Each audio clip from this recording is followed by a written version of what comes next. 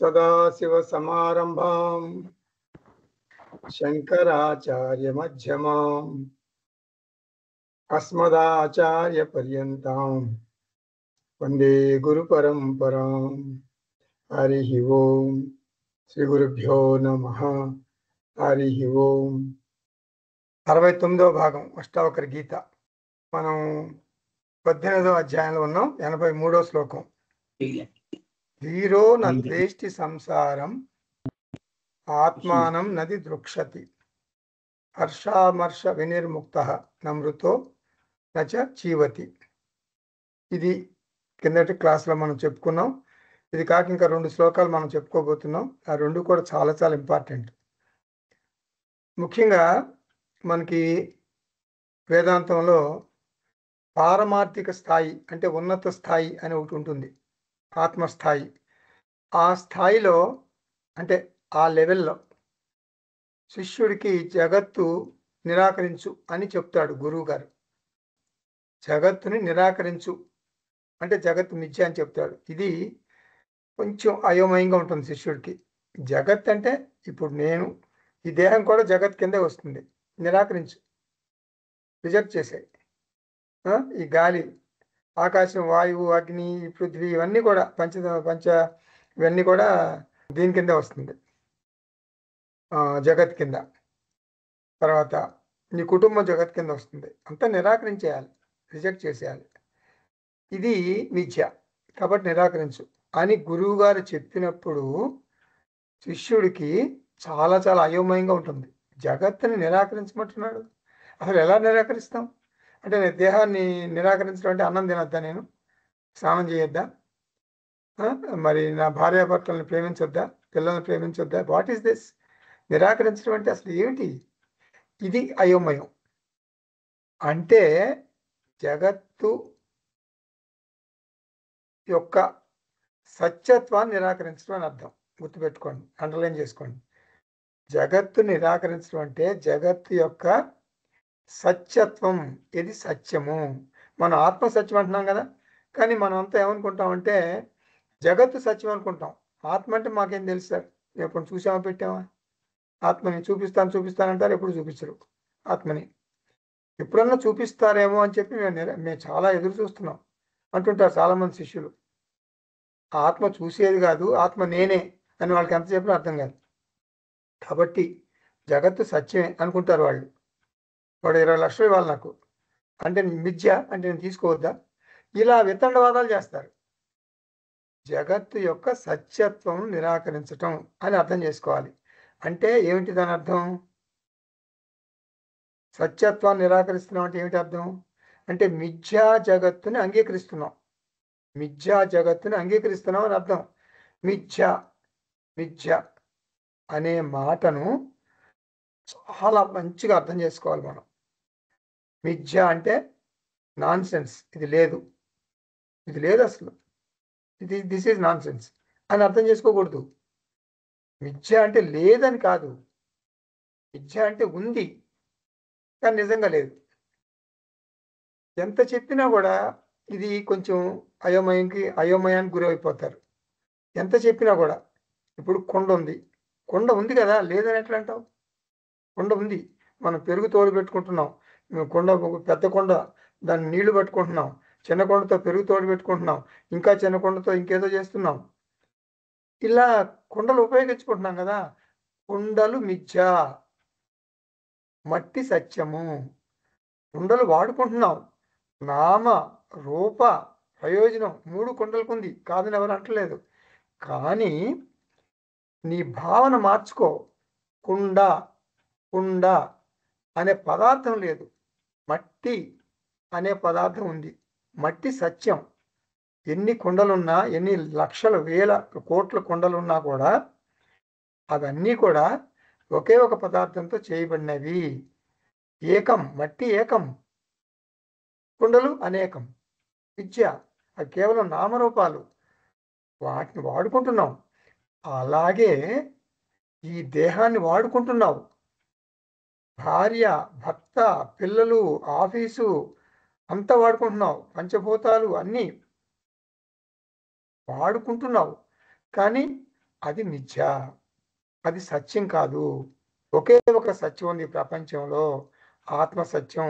ఒకే ఒక సత్యం మట్టి, కొండలు అనేకం, మట్టి ఏకం, ఆభరణాలు అనేకం, బంగారం ఏకం, నీరు ఏకం, సముద్రం, మరి చెరువులు, మరి నూతులు, అట్లా అనేకం, నురుగు, అన్ని నీటి కిందే వస్తాయి. అలలు అన్ని నీటి కిందే వస్తాయి. అవి అనేకం, అనేక నామరూపాలు ఉన్నాయి దానికి. కానీ దానిలో ఉంది నీరొక్కటే, నీరొక్కటే, చెక్క ఒక్కటే, చెక్క ఒక్కటే. కానీ ఫర్నిచరు చాలా ఉంది. అన్ని ఫర్నిచర్కి అధిష్టానం అయింది ఏది? చెక్క. కొండలన్నిటికీ అధిష్టానం మట్టి. అలాగే మన జగత్తుకి అధిష్టానం ఎవరు? బ్రహ్మ, ఆత్మ. అది సత్యం. జగత్ అంటే నువ్వు, నేను, అతడు, ఆమె, అన్ని వస్తువులు, వ్యక్తులు. నాకు నా కంటితో, ఎవరి కాళ్ళు అట్లా అనుకోవాలి, నా కంటితో నేను చూసేది మొత్తం జగత్తే. నా కంటితో నేను చూసేది మొత్తం జగత్తే. నా కంటితో నేను చూసేదంతా మిథ్య. నా కంటితో నేను చూస్తున్నా, నా మనసుని నేను అనుభవిస్తున్నా, ఎక్స్పీరియన్స్ చేస్తున్నా, అది మిథ్య. నువ్వు ఎక్స్పీరియన్స్ చేసుకో అంటే శబ్ద, స్పర్శ, రూప, రస, గంధ, ఇవి నాకు 5 ప్రమాణాలు ఉన్నాయి కదా, నాకు పౌరుషేయం కదా. సో ఈ 5 ప్రమాణాలతో నేను ఏం చేసినా కూడా అది అంతా మిథ్య. అది సరిగా అర్థం చేసుకోవాలి. జగత్తు యొక్క అనుభవాన్ని మనం నిరాకరించటం లేదు. మిథ్య అంటే ఇది జగత్ మిథ్య అని తెలియగానే నువ్వు సూట్ కేసు సర్దుకుని రిషికేశ్ వెళ్ళిపోవాలి. అక్కడ ఆశ్రమంలో గది తీసుకోవాలి, అక్కడ ఉండిపోవాలి. భార్యని, భర్తని, పిల్లల్ని అందరిని వదిలేయాలి అని చెప్పదు శాస్త్రం. వేదాంతం అట్లా చెప్పదు. జగత్తు మిథ్య అని తెలుసుకున్న తర్వాత కూడా నువ్వు కుటుంబంలోనే ఉంటావు. నువ్వు భార్యను ప్రేమిస్తావు, భర్తను ప్రేమిస్తావు, పిల్లల్ని ప్రేమిస్తావు, ఏం తేడా ఉండదు. కాకపోతే నీ యాటిట్యూడ్ మారుతుంది అనమాట. జగత్తు మిథ్య అని తెలుసుకోకముందు దాంట్లో బాగా పూసుకుంటావు, రాసుకుంటావు. మిథ్య అని తెలిసిన తర్వాత అంతా బాగానే ఉంటుంది, కానీ మనసులో కొంచెం అసంగం ఏర్పడుతుంది అనమాట. అసంగం అంటే నాన్ అటాచ్మెంట్, రాగద్వేషాలు ఉండవు. అంత క్రితం రాగద్వేషాలు ఎక్కువగా ఉంటాయి. ఇంతే తేడా. జగత్తు యొక్క అనుభవాన్ని వేదాంతం నిరాకరించదు. కాబట్టి వేదాంతం అధ్యయనానికి ముందు, వేదాంతం అధ్యయనం పూర్తయిన తర్వాత కూడా జగత్తు అనుభవాలు అలాగే కొనసాగుతాయి, మార్పు ఉండదు. మన బాధ్యతలు జ్ఞాని అయిన తర్వాత కూడా అలాగే కొనసాగుతాయి. పాత్ర పోషణలో మార్పు ఉండదు. కుటుంబానికి చేసే సేవ, జగత్తుకు చేసే సేవ యథావిధిగా ఉంటాయి. కాకపోతే జగత్తుని విశ్వరూప ఈశ్వరునిగా ఆరాధిస్తాం. విశ్వం విష్ణు, విశ్వం విష్ణు, సర్వం విష్ణుమయం జగత్, సర్వం బ్రహ్మమయం జగత్. అందులో ఆ యాటిట్యూడ్లో మార్పు వస్తుంది. జగత్తు ఒక ఆబ్జెక్టుగా, దృశ్యంగా మనం చూస్తాం. మిథ్యా జగత్తు అంటే ఒక ముఖ్యమైన మార్పు మనం చూస్తాం. ఏమిటది? జగత్తు అనుభవాల వలన జ్ఞాని రాగద్వేషాలకు లోను కాడు. అది మిథ్య అనే టెక్నికల్ వర్డ్ పట్టుకోండి గట్టిగా. ఇది ఒక సాంకేతిక పదం. మన దృక్పథంలో మార్పు వస్తుంది, మన యాటిట్యూడ్లో మార్పు వస్తుంది. ఏమిటి అది? రాగద్వేష రహిత దృష్టి. రాగద్వేష రహిత దృష్టి, రాగద్వేషాలు ఉండవు. అద్వైతి, మనమందరం అద్వైతులం. అద్వైతి జగత్తులో ఏం చేస్తాడు? తన కుటుంబాన్ని చేరుస్తాడు.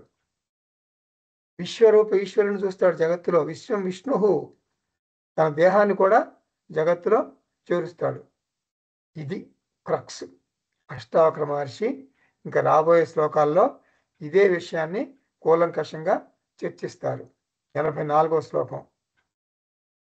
నిస్నేహ పుత్రదారాదౌ నిష్కామో విషయేషు చ నిశ్చింత స్వ శరీరేపి నిరాశ శోభతే బుధః. ఇది ఒక గృహస్థు జ్ఞాని గురించి చెప్పిన శ్లోకం అన్నమాట. గృహస్థు జ్ఞాని, సన్యాసి జ్ఞాని, 2 రకాలు ఉంటారు కదా. జ్ఞానం వచ్చింది, గృహస్థు కూడా జ్ఞానం వస్తుంది, సన్యాసి కూడా జ్ఞానం వస్తుంది. సో ఇది గృహస్థ జ్ఞానం గురించి ఫోకస్ చేసినటువంటి శ్లోకం. దారా పుత్రాదులు అంటే అష్టావక్ర మహర్షి ఏం చెబుతున్నారంటే, భార్యా బిడ్డల యందు స్నేహం ఉండదు. ఎవరికి? జ్ఞానికి. భార్యా బిడ్డల యందు స్నేహం ఉండదు అంటే ప్రేమ ఉండదు అని అనుకోవద్దు మీరు. స్నేహం వేరు, ప్రేమ వేరు. ప్రేమ అంటే సహజం, మనం ప్రేమిస్తాం కదా, మన కుటుంబంలో సభ్యులను ప్రేమిస్తాం, మన ఫ్రెండ్స్ని ప్రేమిస్తాం, జగత్తుని ప్రేమిస్తాం, అందరినీ ప్రేమిస్తాం. అది యూనివర్సల్ లవ్. ఇక్కడ స్నేహం అంటే ఏంటంటే, స్నేహం అంటే అటాచ్మెంట్, రాగం. కుటుంబం పట్ల ప్రేమ ఉంటుంది, రాగం ఉండదు. రాగం అంటే నేను దీనికి యజమాని అంటే ఓనర్షిప్, కంట్రోలర్షిప్ ఉండదు అని అర్థం. సాధారణంగా మనం ఈ 2 పెట్టుకుంటాం, ఓనర్షిప్, కంట్రోలర్షిప్. ఇప్పుడు ఒకే ఇంట్లో ఉంటాం మనం, భార్యాభర్త, ఒకే మంచం మీద కూడా పవలించవచ్చు. కానీ ఒకరి మీద ఒకరికి ఏమీ ఉండదు. అంటే ఈ ఓనర్షిప్, కంట్రోలర్షిప్ ఉండదు. ఈ భార్య కడుపులో నొప్పి వచ్చింది, కొంచెం ఒక అరగంట మీరు పడండి సార్, భర్త కదా, ఎంతకంటే ఏం చేస్తారు మీరు. లేకపోతే భర్తకి తలనొప్పి వచ్చింది, భార్య తీసుకుంటుందా కొంచెం? It is not possible. భార్య ముందర చనిపోతుంది, లేదా భర్త ముందర చనిపోతాడు. 40 ఏళ్ళకే భర్త చనిపోవచ్చు, 60 ఏళ్ళకు చనిపోవచ్చు. ఎవరు ముందర పోతారు? ఎవరికి ఏ జబ్బు వస్తుంది? ఎవరికి ఏం జరుగుతుంది? మంచం నుంచి కింద పడి కాలు ఇరిగిపోవచ్చు, తెలియదు కదా. బాత్రూంలో ఒకళ్ళు పడిపోతారు. అసలు ఎప్పుడు ఏ క్షణంలో ఏం జరుగుతుంది? ఓనర్షిప్, కంట్రోల్షిప్ మనకు ఉండదు. మనం ఒకే గదిలో ఉంటాం, ఒకే ఇంట్లో ఉంటాం. అటాచ్మెంట్ పెట్టుకోకుండా ఉండాలి. రాగద్వేషాలు ఉండకూడదు. ప్రేమించటం వేరు, రాగద్వేషాలు ఉండటం వేరు. రాగం అంటే ఏంటంటే ఓనర్షిప్, కంట్రోలర్షిప్ ఉండదు. అంటే మనం ద్విపుటిలో జీవిస్తాం, జ్ఞాని ద్విపుటిలో జీవిస్తాడు. ద్విపుటి అంటే ఆత్మ, అనాత్మ వివేకంతో జీవిస్తాడు. అంటే ముఖ్యంగా చూడండి, కుటుంబాన్ని, తన దేహాన్ని కూడా విశ్వరూప ఈశ్వరుడిగా చూస్తాడు. నా కుటుంబానికి యజమాని భగవంతుడు మాత్రమే. కంట్రోలర్ అంటే నియంత్రణ, నా కుటుంబం మీద నియంత్రణ, యాజమాన్యం ఎవరికి ఉంది? భగవంతుడికి ఉంది. భగవంతుడే నా కుటుంబానికి ఒక మెంబర్ని ఇవ్వవచ్చు ఫ్రెష్గా, లేదా ఒక మెంబర్ని తీసేసుకోవచ్చు.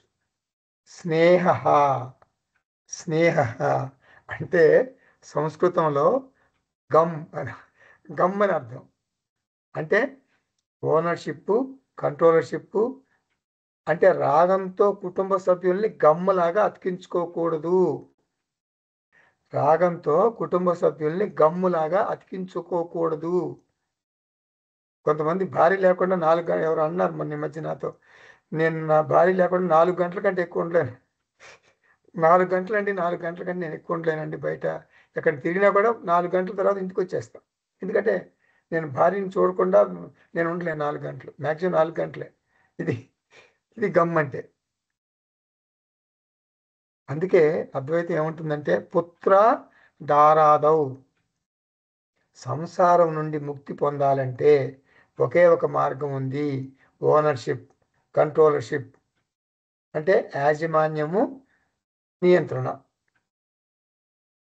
నాకుంది, నా పిల్లల మీద కానీ, భార్య మీద కానీ, భర్త మీద కానీ నాకు యాజమాన్యం ఉంది, నియంత్రణ కూడా ఉంది అని అనుకోకూడదు. అటువంటి భావాలు ఉండకూడదు. పుత్ర అంటే పుత్రి అని కూడా వస్తుంది. పౌత్ర అంటే మనవడు కదా, పౌత్రి అంటే మనవరాలు. దారాదౌ అంటే భార్య, దార అంటే భార్య, భర్త, భార్య లేక భర్త అని కూడా అర్థం చేసుకోవచ్చు మనం. సంసారం పట్ల అంటే కుటుంబం పట్ల అనురాగం, ప్రేమ ఉన్నవాళ్ళు ఇటువంటి మాటలు వినటానికి ఇష్టపడరు. ఏం చెప్తున్నాడు అంటే గమ్లాగా, అంటే గమ్ ఏంటి? అని పూసుకోకూడదా? మరి భార్యను పూసుకోకపోతే ఎవరిని పూసుకుంటాం మనం? భర్తను పూసుకోకపోతే ప్రేమించవా అని అంటే ఆ మాత్రం రాగం వండుకోండి ఎట్లా అంటే ఎవరేం చెప్పలేరు మీకు. అష్టావక్ర మహర్షి ఒక్కరే ధైర్యంగా ఉన్నది ఉన్నట్లుగా శాస్త్రాన్ని మరి బల్లగుద్ది చెప్తున్నారు.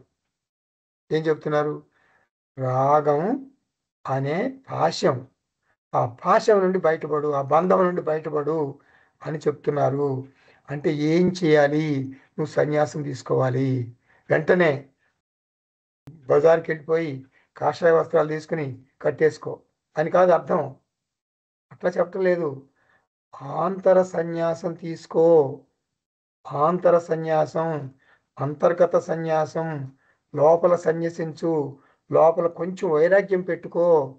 3 అంశాల మీద వైరాగ్యం పెట్టుకో. ఒకటి అభిమాన అంటే ఓనర్షిప్, కంట్రోలర్షిప్ అంటే ఏంటి? యాజమాన్యం, నియంత్రణ అంటే ఏంటి దాని అర్థం? అహం మమ అభిమానం. అహం నేను, నాది, ఇది అభిమానం. ఇదే గోల ఎప్పుడు కూడా. అహం మమ, అహం మమ, నేను నాది, నేను నాది. ఎక్కడికి వెళ్ళినా సరే నేను నాది, నేను నాది. రెండోది ఏంటి? ఇది ఒకటి కదా. మొదటిది అహం మమ అభిమానం అంటే యాజమాన్యం, నియంత్రణ నాకుంది. నేను ఎవరినైనా నియంత్రించగలను. అందరూ మీద యాజమాన్యం హక్కు నాకుంది అని అనుకోకూడదు. రెండోది ఆందోళన. ఎక్కడ అహం మమ అభిమానం ఉంటుందో అక్కడ ఆందోళన ఉంటుంది, చింత ఉంటుంది. ఎక్కడ అభిమానం ఉంటుందో అక్కడ చింత, ఆందోళన ఉంటుంది. చింత అన్న ఆందోళన ఒకటే. ఆందోళన ఉన్న చోట అంటే చింత ఉన్న చోట సకామ భక్తి ఉంటుంది. సకామ భక్తి అంటే కామ్యకర్మలు, గుళ్ళోకి వెళ్ళటం, రాహు పూజ, కేతు పూజ చేయటం, ఇదిగో ఈ దోషాలు నివృత్తి అయించి నాకు అష్టైశ్వర్య ప్రాప్తి కలగాలి, బాగా కోట్లు కోట్లు సంపాదించాలి, నాకు 2 ఇళ్ళు, నా కొడుకు 2 ఇళ్ళు, కూతురుకు 2 ఇళ్ళు అట్లా ఉండాలి. నాకే కాదు, నాకు నా పేరున 2 ఇళ్ళు, నా భార్య పేరున 2 ఇళ్ళు, కోట్లు కోట్లు సంపాదించాలి. ఇంక అదే అదే అది ఇది సకామ భక్తి. సకామ భక్తి అంటే ఇంతే కోరికల భక్తి అనమాట. కొబ్బరికాయలు కొట్టడం, కోరికలు తెచ్చుకోవటం. గుళ్ళోకి వెళ్ళామంటే పెదాలన్నీ కదిలిపోతుంటాయి. అంటే ఏంటి? కోరికలు చిట్టా దేవుడికి చెప్తున్నాం అనమాట మనం. ఒక 10 20 కోరికలు టక టక టక మనకు విష్ణు సహస్రనామం రాదు కానీ ఈ కోరికలు మాత్రం వచ్చేస్తాయి. టప టప టప టప టప పెదాలన్నీ కదులుతాయి. చూడండి, చాలా మంది పెదాలు కదులుతుంటాయి గుళ్ళో దేవుడి ముందు నుంచుని కోరికలు కోరేస్తారు. 10 15 20, కొంతమంది అయితే 30 కోరికలు కూడా కోరుతారు. రాసుకుంటారు లిస్టు, అవి బట్టి కొట్టేస్తారు. అది ఉండకూడదు. ఈ 3 అహం మమ అభిమానం, చింత, సకామ భక్తి. అహం మమ నేను నాది అనే అభిమానం, ఆందోళన, సకామ భక్తి, ఈ 3 కూడా పెనవేసుకుని ఉంటాయి అన్నమాట. ఇప్పుడు లేడీస్ జడలు వేసుకుంటారు అంటే 3 పాయలు తీస్తారు, 3 పాయలు తీసి జడలు వేసుకుంటారు. ఆ 3 పెనవేసుకుని ఉంటాయి. అలా పెనవేసుకుని ఉంటాయి. ఇంకా మీకు బాగా అర్థం కావాలంటే యతో ధర్మ తతో కృష్ణ, యతో కృష్ణ తతో జయ. ధర్మం ఉన్న చోట కృష్ణుడు ఉంటాడు, కృష్ణుడు ఉన్న చోట జయం ఉంటుంది. ఇది పాజిటివ్. ఇప్పుడు నెగిటివ్ ఏం చెబుతున్నాను? అహం మామ అభిమానం ఉన్న చోట ఆందోళన ఉంటుంది, ఆందోళన ఉన్న చోట సకామ భక్తి ఉంటుంది. ఇది నెగిటివ్ అన్నమాట. ఇట్లా మీరు గుర్తుపెట్టుకోవచ్చు. ఈ 3 సన్యసించాలి. కాషాయ వస్త్రం వేసుకోవాల్సిన పని లేదు. ఆంతర సన్యాసం చేయాలి. ఆశ్రమాలకి పరుగు పెట్టడం కాదు సన్యాసం అంటే. మానసికంగా ఈ 3 వదిలితేనే ఆత్మజ్ఞానం నిజ జీవితంలో ఉపయోగపడుతుంది. నిస్నేహ అంటే ఆంతర సన్యాసి. పుత్రధారాదుల పట్ల ఆది అంటే మొదలైనవి అంటే అన్న, అక్క, చెల్లి, తమ్ముడు, ఇతర బంధువులు మనం కలుపుకోవచ్చు. నిష్కామో విషయే శుచ అంటే కొంతమందికి ఇప్పుడు బంధువులు అదే కుటుంబం అయిపోయింది కదా, ఇప్పుడు విషయాలన్నమాట. అంటే అంటే ఆస్తిపాస్తులు, హోదా. హోదా నేను ఎవరిని? పెద్ద ఐఏఎస్ ఆఫీసర్ని. ఒక్కొక్కళ్ళు షేక్ హ్యాండ్ కూడా ఇవ్వరు. ఇప్పుడు కొంచెం తక్కువ వాళ్ళు దగ్గర బంధువులే, చాలా దగ్గర బంధువులే. కానీ నేను ఐఏఎస్ ఆఫీసర్ని, అతనేమో కొంచెం తక్కువ, ఏదో క్లరికల్ క్యాడర్ అనుకోండి. షేక్ హ్యాండ్ కూడా ఇవ్వరు, దూరంగా దూరంగా నుంచుంటారు. హోదా, హోదా మీద మక్కువ అనమాట అది. ఆస్తిపాస్తుల మీద మక్కువ. ఈ ప్యాలెస్ చాలా పెద్ద ప్యాలెస్ కదా, ఇది ఎవరు కట్టించారు? నేనే. డిజైను ఇంజనీర్లు కాదు, నేనే చేశా డిజైన్. ఇంజనీర్ వాళ్ళు ఏదో చేస్తారు, కానీ మనకి నాకు కొంచెం ఒరిజినల్గా భగవంతుడు కొంత ఆర్ట్ ఇచ్చాడు లోపల. అందువల్ల ఆ భగవంతుడి దయ వల్ల మంచి డిజైన్ వేశాను. అందువల్ల ఇంత మంచి ప్యాలెస్ వచ్చింది నాకు. ఓనర్షిప్, కంట్రోలర్షిప్ అనమాట ఇది. అంటే దానికి బాగా అటాచ్మెంట్, పట్టుకుని దాన్ని పట్టుకుని ఉంటాం అనమాట. అట్లా చాలామంది, మీకు కూడా అనుభవంలో ఉండి ఉంటుంది. పెద్ద పెద్ద ఇల్లు కడతారు, అంటే 5 ఏళ్ళు 10 ఏళ్ళు కష్టపడి కడతారు. ఎక్కడెక్కడి నుంచో చైనా నుంచి ఫర్నిచర్ తెస్తారు, ఇంకెక్కడి నుంచో ఏదో తెస్తారు, ఫ్యాన్లు ఎక్కడి నుంచో తెస్తారు. ఏది చూసినా ఒక రకమైన మోడర్న్గా ఉంటాయి. మనకి చూస్తే కళ్ళు తిరిగిపోతాయి. అసలు ఆ ఇల్లు చూస్తే మనం కళ్ళు తిరిగి కింద పడిపోతాం. తర్వాత వాళ్ళు నీళ్లు చల్లితే లేస్తాం మనం. మళ్ళీ కాసేపు చూస్తాం, కళ్ళు తిరిగి పడిపోతాం. అంత అంత అంత బాగుంటాయి అన్నమాట. అయితే గృహప్రవేశం కాకుండా చనిపోతారు వాళ్ళు. చూడండి, అంత ఇంటి మీద మక్కువ పెంచుకున్న వాళ్ళు, వాళ్ళ ఇంట్లో ఉండి హాయిగా 10 ఏళ్ళు అట్లా ఉండరు వాళ్ళు. చాలామంది నేను చూస్తుంటాను, మీకు అనుభవంలో వచ్చి ఉంటాయి. గృహప్రవేశానికి ముందు వాళ్ళు తప్పని ఎగిరిపోతారు. కంట్రోలర్షిప్ వద్దు, ఓనర్షిప్ వద్దు. విషయం అంటే వ్యక్తులు కాకుండా మిగిలిన వస్తువులు. మొదట ఏం చెప్పారు? మొదటి ఆంతర సన్యాసం ఏంటంటే వ్యక్తులు. రెండవ ఆంతర సన్యాసం ఏంటంటే సంపదలు, హోదాలు. మూడవ ఆంతర సన్యాసం ఏంటంటే నా దేహం మీద ఓనర్షిప్, కంట్రోలర్షిప్ ఉండకూడదు. స్వ శరీరే అపి నిశ్చింత. స్వశరీరే అపి, శ్లోకంలో ఉంది ఈ మాట, 2వ లైన్లో. నిశ్చింత, చింత అంటే ఆవేదన, అంటే దేహ బాధల గురించి ఆవేదన.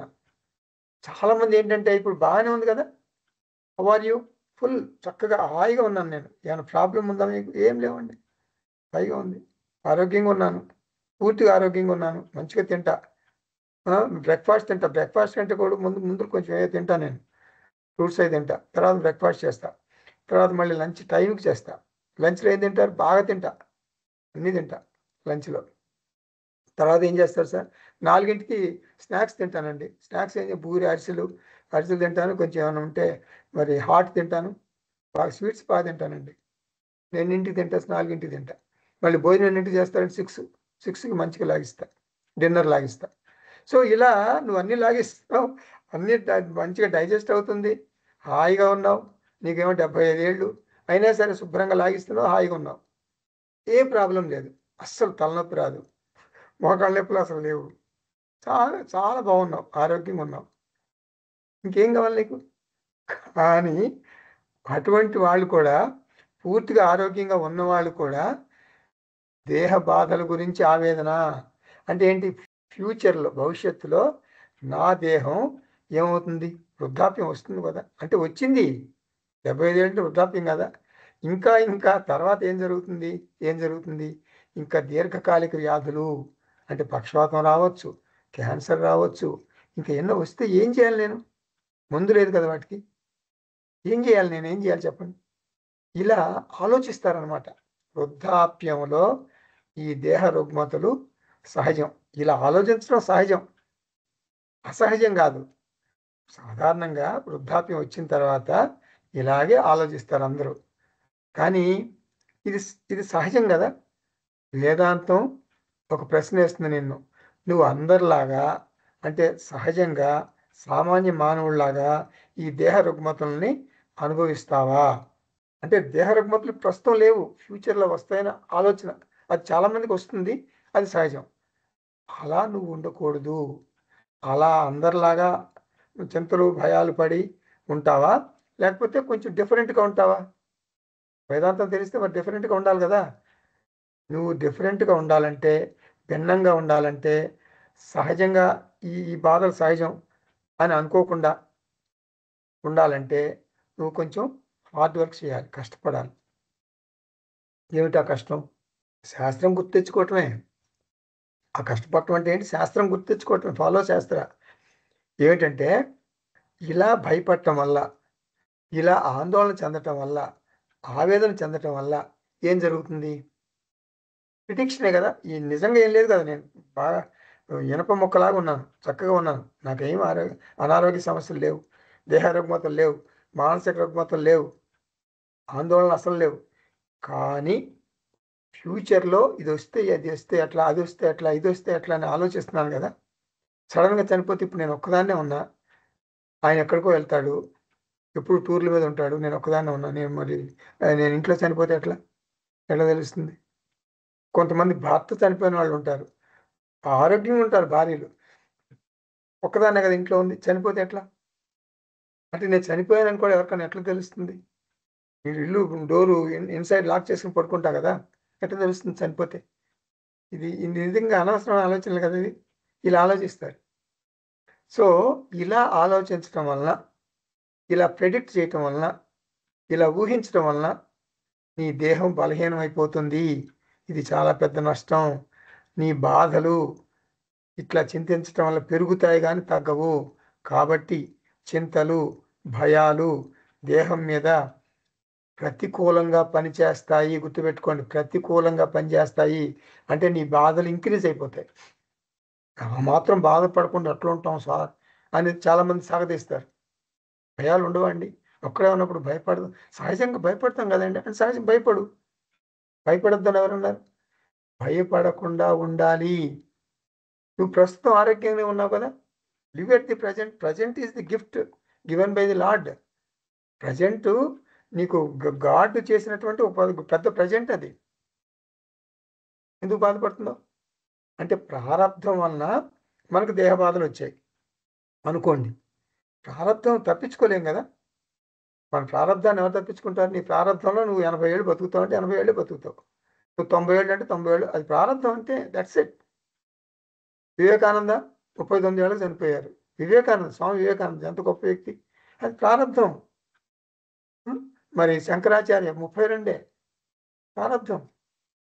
అంటే ప్రారబ్ధం వలన మనకి దేహ బాధలు, దేహ రుగ్మతలు, మానసిక రుగ్మతలు వస్తాయి. చింతలు, భయాలు వల్ల ప్రారబ్ధం వలన వచ్చిన సమస్యలు పోతాయా చెప్పండి? రెట్టింపవుతాయి. మనం దాన్ని బాగా ఆలోచించటం, ఆందోళన చెందటం, భయపడటం వలన ఈ ప్రారబ్ధం వలన నాకు ప్రారబ్ధం వలన ఓ జబ్బొచ్చింది నాకిప్పుడు అనుకోండి. ఆ ప్రారబ్ధం వలన వచ్చిన జబ్బు నాకెందుకొచ్చింది? నాకే ఎందుకొచ్చింది? ఇప్పుడు మాకు ఈ ఫ్లోర్‌లో 5 అపార్ట్‌మెంట్లున్నాయి. ఈ 5 అపార్ట్‌మెంట్‌లో 4 అపార్ట్‌మెంట్ వాళ్ళందరూ చాలా ఆరోగ్యంగా ఉన్నారు. నాకెందుకొచ్చింది ఈ జబ్బు? నాకొక్కదానికే ఎందుకొచ్చింది? చెప్పండి. అని ఏడుస్తూ కూర్చుంటే ఏమన్నా ఉందా ఉపయోగం? రెట్టింపవుతుంది. ఆ చింతలు, భయాలు రెట్టింపయిపోతుంది. కాబట్టి ఇటువంటి చింతలు, భయాలు, ఒత్తిళ్ళు, ఆరాటాలు, పోరాటాలు, ఆవేదనలు బాగా పెరిగిపోయి మహావృక్షమైపోయి పెద్ద మర్రిచెట్టు. జీవితం నరకమైపోతుంది. ఇదంతా ఎమోషన్స్ అంటే భావోద్వేగాల ఉద్విగ్నత, ఎమోషనల్ డిస్టర్బెన్సెస్ ఎక్కడ జరుగుతాయి? ఎక్కడ జరుగుతాయి ఎమోషనల్ డిస్టర్బెన్సెస్? పల్లెటూరులో బాగా ఫెర్టైల్ ల్యాండ్ అక్కడ జరగవు. ఎక్కడ ఫెర్టైల్ ల్యాండ్ ఎక్కడుంది? మన మనసే ఫెర్టైల్ ల్యాండ్. సారవంతమైన భూమి ఏది? మన మనసే. ఇటువంటి భావోద్వేగాల ఉద్విగ్నత, ఎమోషనల్ డిస్టర్బెన్స్ అన్నీ కూడా మన మనస్సులోనే పెద్ద మహావృక్షం అయిపోతుంది. మహావృక్షంగా పెరగటానికి అనుకూలమైనటువంటి సారవంతమైన భూమి ఏది? ప్రపంచంలో ఏది? ఎక్కడ ఏది లేదు. ఇదొక్కటే సారవంతమైన భూమి. ఎవరు? నా మనస్సు. మన మనస్సే మన ఆవేదనకు ముఖ్య కారణం. కాదు. ఏకైక కారణం. ఒక ఉదాహరణ చెప్తాను. ఇంటికి నొప్పంటుకుంది. ఇంటికి నొప్పంటుకుంది. ఆర్పటానికి ఏం కావాలి? నీరు కావాలి. వాటర్ లేదు. అందుబాటులో వాటర్ లేదు. కానీ అనుకోకుండా దగ్గరలో 2 పెట్రోల్ క్యాన్‌లున్నాయి. పెట్రోల్ క్యాన్‌లు పెద్దయి 2 ఉన్నాయి అక్కడ. ఎందుకున్నాయో తెలీదు. దగ్గరలోనే ఉన్నాయి. మరి నీళ్లు లేకపోతే ఏం చేస్తాం సార్? నీళ్ళు లేవు. ఏం చేస్తాం? ఏదో ఒకటి పొయ్యాలి కదా! నిప్పంటుకుంటే ఇంటికి పొయ్యాలి కదా! అని ఆ 2 పెట్రోల్ క్యాన్‌లు పోసావు అనుకో. ఏం ఏమవుతుందక్కడ? మంట ఆరిపోతుందా? మంట added fuel to the fire అంటారు. Added fuel to the fire. ఇంకా ఇంకా బాగా బాగా బాగా పెరిగిపోతుంది. అంటుకున్న నొప్పు ఇంకా పెరిగిపోతుంది. అలాగే ఇప్పుడు మనకేదో భరించరాని జబ్బు వచ్చింది, ఇన్క్యూరబుల్ డిసీజ్. ఇంకా దానికి క్యూర్ లేదు, డాక్టర్ చెప్పేస్తారు. మనకు కూడా మాటలు వినపడుతుంటాయి. అది కొంచెం కష్టం అండి. ఉంటారు సుమారుగా ఒక 2 నెలలు ఉంటారు. జాగ్రత్తగా చూసుకోండి. 2 నెలలు ఉంటారు, ఇంకా క్యూర్ లేదు. మనం చేసేది ఏం లేదు. అంటే ఏదో మెడిసిన్స్ ఇస్తాం, ఇచ్చినట్టు నటిస్తాం. మెడిసిన్స్ ఏదో ఇస్తాం, వాడు ఏదో వేసుకున్నట్టు నటిస్తుంది, ఏదో నడిచిపోతుంది. ఒక 2 నెలలు ఆ మాటలు మనకు కూడా వినపడినాయి. డాక్టర్ అంటే ఏంటి, మన మన లైఫ్ స్పాన్ 2 నెలలు. ఈ 2 నెలలు కూడా రై అని పిలవండి, చిన్నాన్ని పిలవండి ఒకసారి, వాడు వచ్చాడు. పెద్ద బాబుని ఒకసారి పిలవండి, వాడు వచ్చాడు. వీడు మధ్యలో ఉన్నాడు కదా, వాడి పేరేంటి, నరేంద్ర, వాడిని పిలవండి, వాడు వచ్చాడు. ఇప్పుడు నరేంద్ర, సురేంద్ర, వీడు ఇంకొక చిన్నాడు ఎవడో ఉన్నాడు కదా, వాడు ముగ్గురు వచ్చారు. ముగ్గురే కొడుకులు, కూతురు లేరు. ముగ్గురు వచ్చారు. చనిపోతున్నాడు. ఇంకా తులసి నీళ్ళు పోస్తారు. తులసి నీళ్ళు పోయాలి నోట్లో. ఇంకా శ్వాస ఆడుతుంది, ఉన్నాడు, తెలివి ఉంది. ఆ ముగ్గురు నాన్న అని ఏడుస్తున్నారు. పెద్ద కొడుకు ఏడుస్తున్నాడు, రెండో కొడుకు ఏడుస్తున్నాడు, మూడో కొడుకు ఏడుస్తున్నాడు. ముగ్గురు ఏడుస్తున్నారు. అతను చూశాడు, ఒకసారి భార్య ఎంక చూశాడు, ముగ్గురు కొడుకులు ఎంక చూశాడు. ఒరేయ్, ముగ్గురు ఇక్కడే ఉంటే మరి కొట్లో ఎవరున్నారా అని తప్పని చచ్చిపోయాడు. ఆయనకు ఒక ఇనప కొట్టు ఉంది. ఇనప కొట్టు అంటే ఇనప దుకాణం, ఇనప సామాన్లు అమ్మే దుకాణం. ఆ కొట్లో ఎవరు లేరు కదా, మరి ముగ్గురు ఇక్కడే ఉన్నారు కదా. ఆ రోజు వర్కింగ్ డే, సండే కూడా కాదు. మరి ముగ్గురు ఇక్కడ ఉంటే కొట్లో ఎవరున్నారా అని ఆందోళనతో తప్పని చనిపోయాడు. ఇది చింతలు భయాలు. చింతలు భయాలు మనం పెంచుకుంటున్నాం. అంటే స్వప్రయత్నంతో ఇంకా ఇంకా బాగా పెంచుకుని జీవితాన్ని అల్లకల్లోలం చేసుకుంటున్నాం. పెట్రోల్ క్యాన్లు పోసి నిప్పును ఆర్పటానికి ప్రయత్నిస్తున్నాం. వేదాంతం ఏం చెబుతుంది, చింతలు భయాలు ఉండే ఆలోచన సరళిని మార్చుకోమంటుంది వేదాంతం. అటువంటి ఆలోచన సరళి మార్చుకోవాలి. ఎందుకు చెడు ఊహించుకుంటున్నావు, ఎందుకు ఆందోళన చెందుతున్నావు? అట్లా బాధపడటం మూర్ఖత్వం కదా. నువ్వు పూర్తిగా ఆరోగ్యంగా ఉన్నావు కదా, నీకేదో పెద్ద జబ్బు వచ్చినట్టు, మంచానికి అతుక్కుపోయినట్టు, హాస్పిటల్లో ఐసీయూలో ఉన్నట్టు ఎందుకు ఆలోచిస్తున్నావు? అట్లా అంచనాలు పెట్టుకోకూడదు. అట్లాంటి ఆలోచన వద్దు. నిరాశ అంటే భవిష్యత్తు గురించి అంచనాలు లేకుండా ఉండటాన్ని నిరాశ అంటారు. నాకు తెలియదు కదా భవిష్యత్తు తెలియనప్పుడు నోరు మూసి కూర్చో. తెలియదు కదా, ఏదో చెడు ఊహించుకుని బాధపడటం మూర్ఖత్వం కదా. అందుకే మరి భగవంతుడు ఏం చేశాడు, భవిష్యత్తు మనకు తెలియకుండా దాచిపెట్టాడు. భగవంతుడు భవిష్యత్తు మనకు తెలియకుండా దాచిపెట్టాడు. అది అదృష్టం కదా మనకి. ఉదహ శోభతే అంటే జ్ఞాని భిన్నంగా ఉంటాడు, వర్రికి దూరంగా ఉంటాడు. ఇప్పుడు ఇంకో శ్లోకం చూద్దాం. ఇది ఇప్పుడు గృహస్థ జ్ఞాని గురించి మనం చూసాం. చాలామంది అసలు గృహస్థులకి జ్ఞానం ఉండదు. ఆత్మజ్ఞానం అనేది గృహస్థుకి ఉండదు, కష్టం. సన్యాసులకైతే వాళ్ళకి పర్వాలేదు, వస్తుంది ఆత్మజ్ఞానం, కానీ గృహస్థులకు రాదు అని అనుకుంటారు. అని భ్రమపడతారు, అపోహపడతారు. కానీ మనకి బెస్ట్ ఎగ్జాంపుల్ జనక మహారాజు కదా. జనక మహారాజు సన్యాస, గృహస్థు కదా. సో గృహస్థులకు కూడా జ్ఞానం వస్తుంది అనటానికి ఒక మంచి ఎగ్జాంపుల్ మన జనక మహారాజు. కాబట్టి గృహస్థులకు కూడా జ్ఞానం వస్తుంది. మనం కూడా సన్యాసం తీసుకుంటున్నాం, ఆంతర సన్యాసం తీసుకుంటున్నాం. ఆంతర సన్యాసం తీసుకుంటే న్యాచురల్గా సన్యాసి జ్ఞానికి, గృహస్థ జ్ఞానికి ఆత్మజ్ఞానం విషయంలో తేడా ఉండదు. గృహం అంటే ఇల్లు తగలబడిపోతుందంటే ఏంటి దాని అర్థం? నాకేదో చాలా ఇన్క్యూరబుల్ డిసీజ్ వచ్చింది, చాలా పెద్ద జబ్బు వచ్చింది. ఆ పెద్ద జబ్బు వచ్చి 2 నెలలే బతుకుతా ఉన్నారు డాక్టర్లు, టైం డిక్లేర్ చేశారు. 2 పెట్రోల్ క్యాన్లు అంటే ఏంటి, ఇంకా 2 నెలలు అంటే నువ్వు ఏడుస్తావు, అందరిని ఏడిపిస్తావు. ఎవరు నీ చూడటానికి వచ్చినా నువ్వు అని ఏడుస్తావు, వాళ్ళు అని ఏడుస్తారు. 1 గంట మార్నింగ్, 1 గంట ఆఫ్టర్నూన్, 1 గంట ఈవినింగ్. ఏడుపు. శోకం. 8 రోజులు నువ్వు బతికినన్నాళ్ళు. ఇంకెన్నాళ్ళు 2 నెలలు బతుకుతావు. ఈ 2 నెలలు కూడా 2 నెలలు బతకవు. డాక్టర్ 2 నెలలు అన్నాడు, నువ్వు నెలకే చచ్చిపోతావు. ఎందుకంటే బాగా ఏడుస్తున్నావు కదా, నీకు ఆ ఏడుపు శోకం ఎక్కువైపోయి భయం ఎక్కువైపోయి దానివల్ల హార్ట్ ఆగిపోతుంది. నీ జబ్బు ఏమో దీర్ఘకాలిక జబ్బు ఉంది, ఆ జబ్బుతో చావు నువ్వు హార్ట్ అటాక్ వచ్చి చచ్చిపోతావు అంతే. ఎందుకంటే పెట్రోల్ పోసావు కదా, మామూలుగా ఉంది మంట, నువ్వు పెట్రోల్ పోస్తే పెరుగుతుంది కదా మంట. అలాగే నీకు మామూలుగా ఒక జబ్బు ఉంది, అది చాలా పెద్ద జబ్బే. ఆ జబ్బు నువ్వేం చేసుకుంటున్నావు, పెట్రోల్ పోసుకుని ఇంకా వచ్చిన వాళ్ళందరికీ బాబు వాడికి వస్తున్నాయండి, వీడికి వస్తున్నాయండి, వీడిని పెట్టండి, వీళ్ళని పిలవండి అని అందరి దగ్గర చెప్పుకుని నేను ఎవరికి అన్యాయం చేశాను, నేను ఎవరికి ఏం చేశాను, నాకు ఎందుకు ఇట్లా వచ్చింది, నాకు ఇలా రావకూడదు కదా, అందరికీ నేను ఇచ్చాను కానీ ఎవరి దగ్గర ఏం పుచ్చుకోలేదు కదా, ఇలా పెద్ద భారతం భాగవతం రామాయణం చదివేస్తావు. చదివేసి ఇంకా పెంచుకుంటావు. నువ్వు చదువుతావు, ఏడుస్తావు, వాళ్ళు చదువుతారు, ఏడుస్తారు, ఏడుపు శోకం దుఃఖాలయం అనమాట. నీ మంచం చుట్టూ దుఃఖాలయం. దేర్ ఇస్ నో, అసలు హ్యాపీనెస్ అనేది లేదు. ఇంకా జ్ఞాని పుదః శోభతే, భిన్నంగా ఉంటాడు, వర్రికి దూరంగా ఉంటాడు. తుష్టి సర్వత్ర ధీరస్య యథాపతితవర్తినః స్వచ్ఛందం చరతో దేశాన్ యత్రాస్తమిత శాయినః. ఇది 85వ శ్లోకం.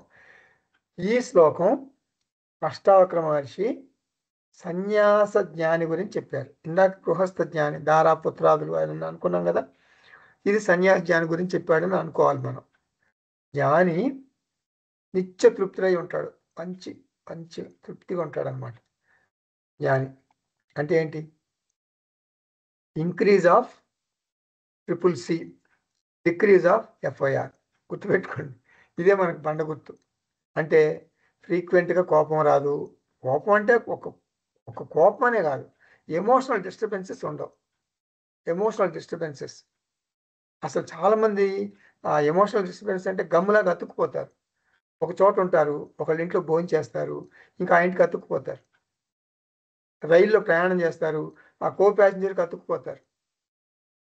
బస్సులో ప్రయాణం చేస్తే అక్కడ అతుక్కుపోతారు. ఎక్కడ పడితే అక్కడ దాన్ని ఏమంటారంటే వాళ్ళ శరీరం నుండి గమ్ము పూసుకుంటారు. వాళ్ళ శరీరం అంతా కూడా గమ్ము పూసుకుంటారు అనమాట. అన్నీ అతుక్కుపోవటం అందరి మీద రాగాలు ద్వేషాలు అంటే పెంచేసుకుంటారు. ముఖ్యంగా రాగం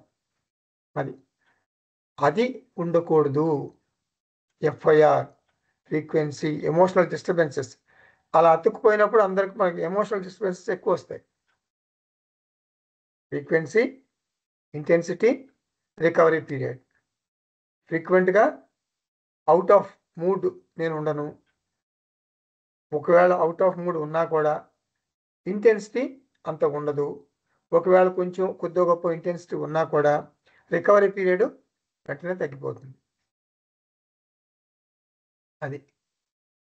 ఇది చాలా మందికి FIR ఇట్లా తక్కువగా ఉండదు, అందరికీ చాలా ఎక్కువ ఉంటుంది, సహజంగా ఉంటుంది, మర్చిపోరు. ముఖ్యంగా ఏదో అంటారు, మన ఎవరో అంటారు అనుకోండి, ఉంటారు, మన మనుషులం కదా, ఎవరో ఏదో అంటారు, అక్కయ్య ఆవిడ చూస్తే నాకు వాంతి అయినంత పని అవుతుంది, ఏమిటి అసలు జడేసుకోదు, సరిగ్గా ఉండదు, అది ఉండదు, ఇది ఏదో అంటారు, మన గురించి అన్నారు అనుకోండి.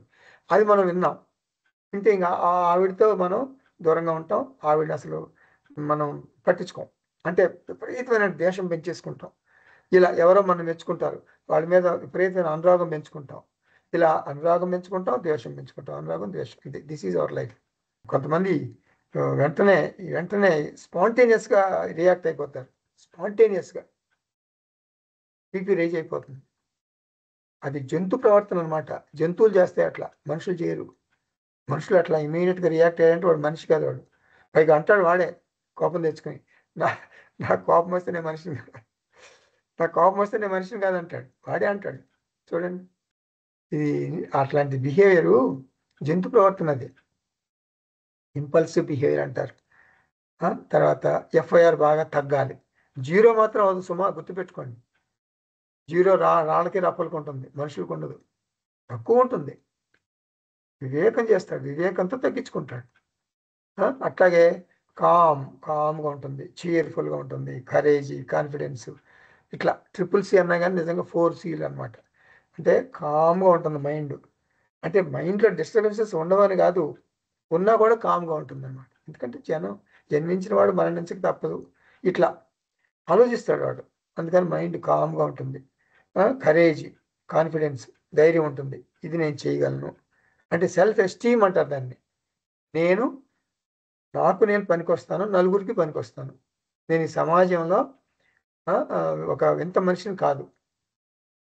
నా విషయం నాకు తెలుసు. నాకు ఆత్మజ్ఞానం ఉంది.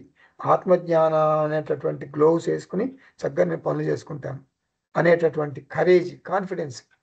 ఆ కామ్నెస్, కరేజ్, కాన్ఫిడెన్స్ ఉన్నప్పుడు న్యాచురల్గా మంచి 1000 క్యాండిల్ బల్బు లాగా మా ముఖం వెలిగిపోతుంది, చీర్ఫుల్గా ఉంటుంది అనమాట.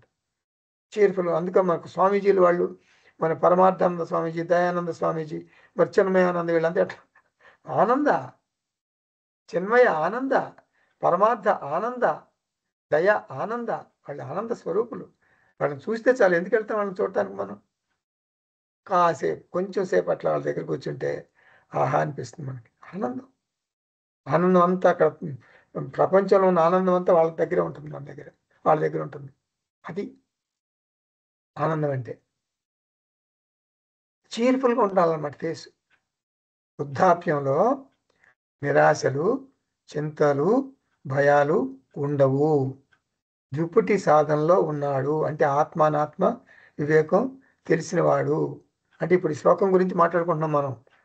ఆంతర సన్యాసాన్ని బాగా సాధన చేశాడు. అటువంటి వ్యక్తిని ధీరుడు అంటారు. అతనికి తుష్టి, సర్వత్రా తుష్టి, తృప్తిగా ఉంటాడు. అంటే పరిస్థితులు ఎలా ఉన్నా కూడా తృప్తిగా ఉంటాడు. ఈ సృష్టి సుఖ దుఃఖాల సమ్మేళనం అని అతనికి తెలుసు. ప్రతి వ్యక్తి, ప్రతి వస్తువు ఈ సృష్టిలో గుర్తుపెట్టుకోండి, సంతోషాన్ని ఇస్తాయి, దుఃఖాన్ని ఇస్తాయి. సంతోషాన్ని ఇవ్వగలవు, దుఃఖాన్ని పంచగలవు. అక్కడ దాకా ఎందుకండి?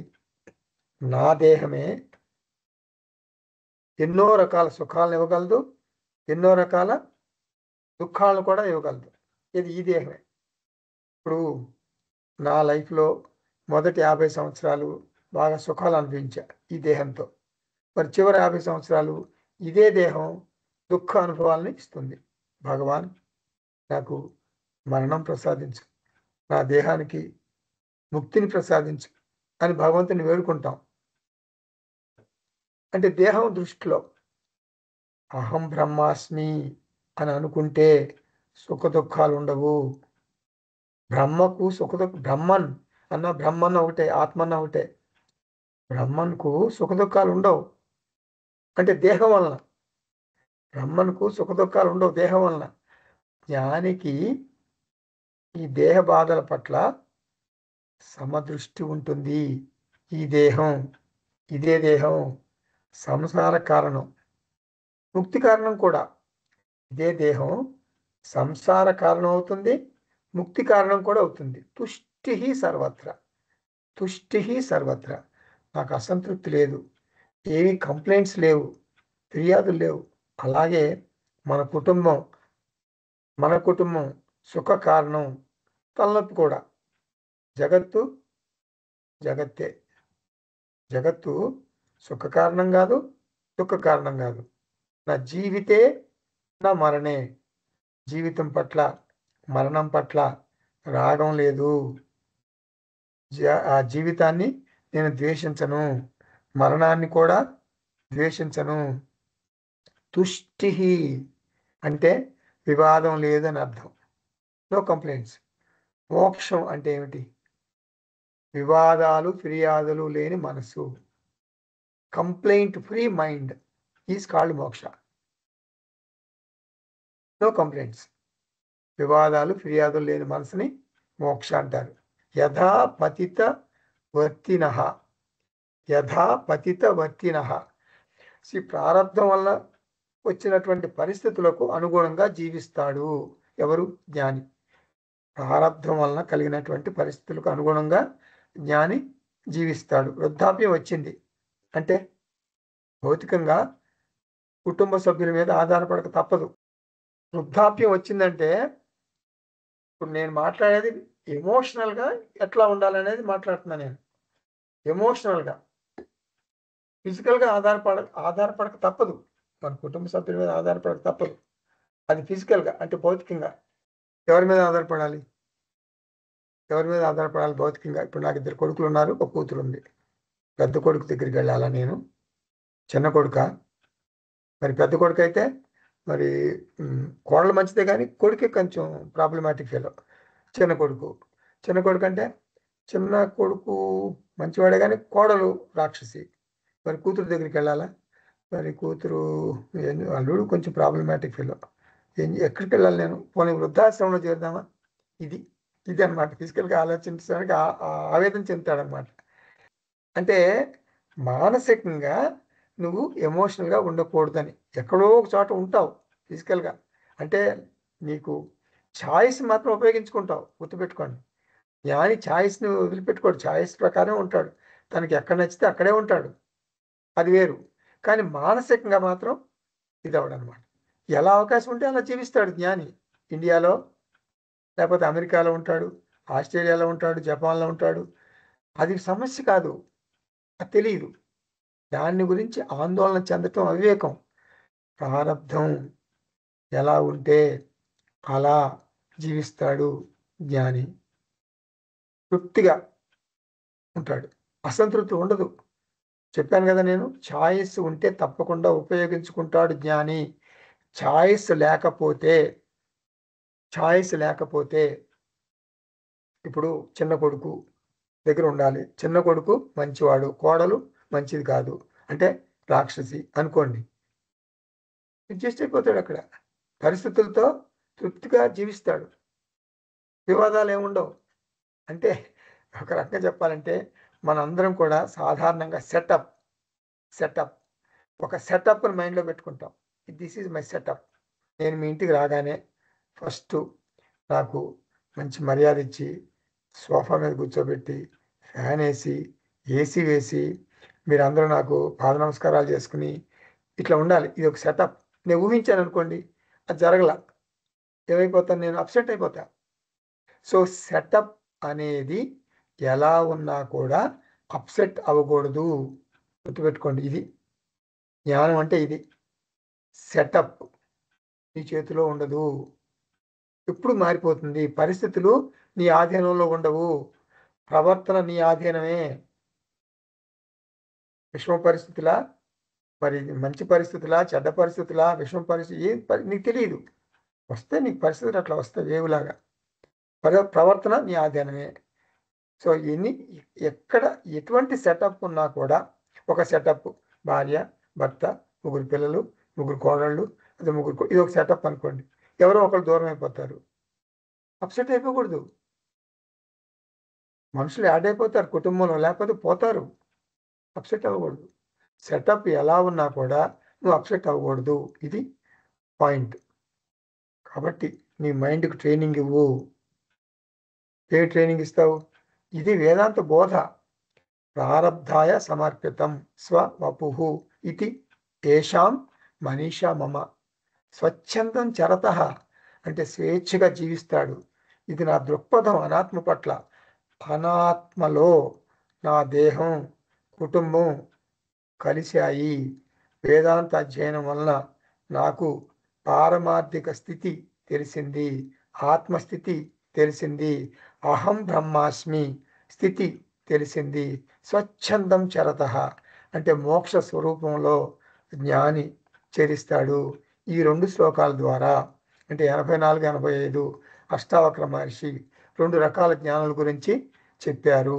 గృహస్థ జ్ఞాని, సన్యాసి అయి ఉండవచ్చు. ఇది వేదాంతం చెప్పే నగ్న సత్యం. అంటే గృహస్థు అయినా కూడా జ్ఞాని సన్యాసం అంటే సన్యాసి అంటే అంతర్ సన్యాసం ద్వారా ఆత్మజ్ఞానం పొందుతాడు అని వేదాంతం చెబుతుంది. కానీ మనం చాలామంది ఏమనుకుంటామంటే గృహస్థు జ్ఞాని కాలేడు, ఎప్పటికీ కాలేడు, సంసారంలో మగ్గిపోతారు, వారికి అసలు మోక్షం రాదు అని అనుకుంటాం. ఇందాక చెప్పినట్టుగా జనక మహారాజు అష్టావక్ర గీతలో హీరో.